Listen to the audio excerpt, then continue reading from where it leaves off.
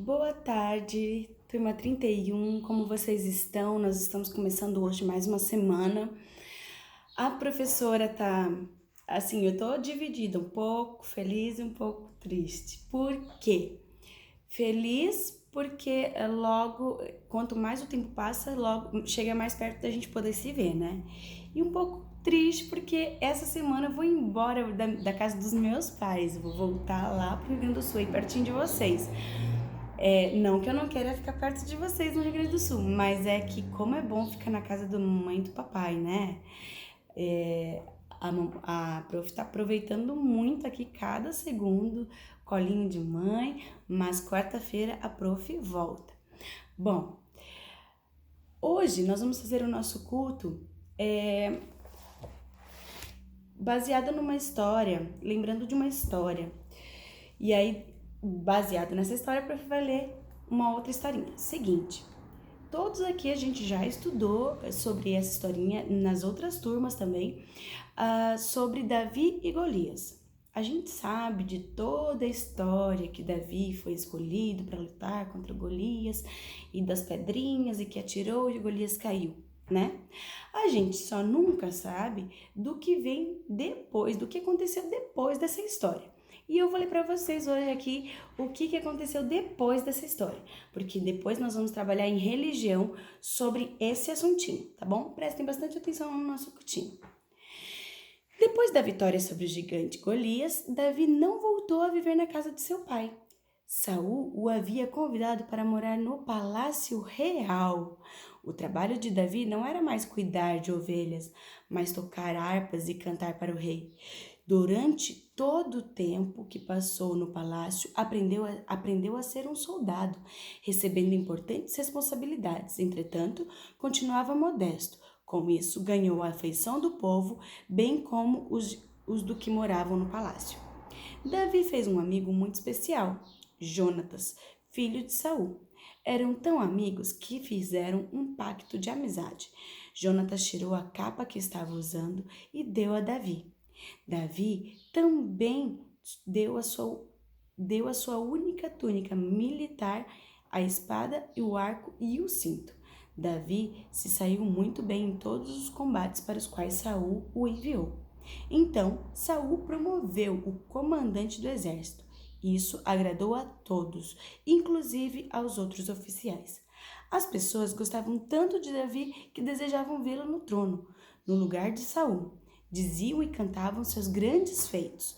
Tudo isso acabou fazendo com que Saul se sentisse um pouco enciumado. Sim, e desconfiasse de Davi. Bom, de muitas maneiras, Saul tentou se livrar de Davi, mas em todas ele foi mal sucedido. Várias vezes, Jonatas ajudou Davi a se livrar das armaduras do seu pai, que o seu pai preparava. Jonatas era filho de Saul e era muito amigo também de Davi. Durante muito tempo, Davi fugiu de Saul. Chegou a ter a oportunidade de matar seu perseguidor, mas jamais faria isso contra um ungido do Senhor. Numa batalha contra os filisteus, morreram Saul e sua família. Davi ficou muito triste, pois respeitava Saul e amava Jonatas também, que era filho de Saul, seu grande amigo. Finalmente, Davi foi coroado o rei de Israel, conforme os propósitos de Deus. Durante muitos anos, Davi governou o povo de Israel, que teve períodos de paz e de guerra contra os países vizinhos. Davi estava sempre planejando fazer o bem aos outros. Certa vez, enquanto pensava no passado, lembrou-se do seu amigo Jonatas e perguntou aos seus servos se teria ficado vivo algum parente de Saul. Um escravo chamado Ziba contou que havia um filho de Jonatas, mas ele era aleijado. Seu nome era Mefibosete.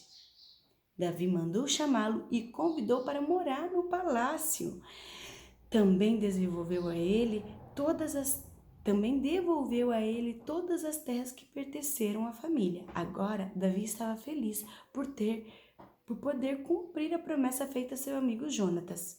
Assim como Davi e Jonatas honraram o pacto de amizade que haviam feito, Deus honra o pacto de amizade que faz conosco. Como nós podemos honrar esse pacto que Deus faz conosco? Que maravilha, nós temos um amigo como Jesus, um amigo que nós podemos orar, conversar, contar todos os nossos problemas e saber que Ele sempre dirige tudo da melhor maneira possível, né? Nós vamos agora fazer uma oração e logo em seguida, no próximo vídeo, a gente vai continuar na aula de religião, tá bem? Querido Deus, muito obrigado, Senhor, porque estamos começando mais uma semana. Muito obrigado, Senhor, por até agora ter protegido todos os nossos alunos e os seus familiares. Continue cuidando de nós durante esse dia e que nós possamos ter um bom dia de estudo. É o que nós te pedimos e agradecemos em nome de Jesus. Amém. Vamos lá? Até o próximo vídeo.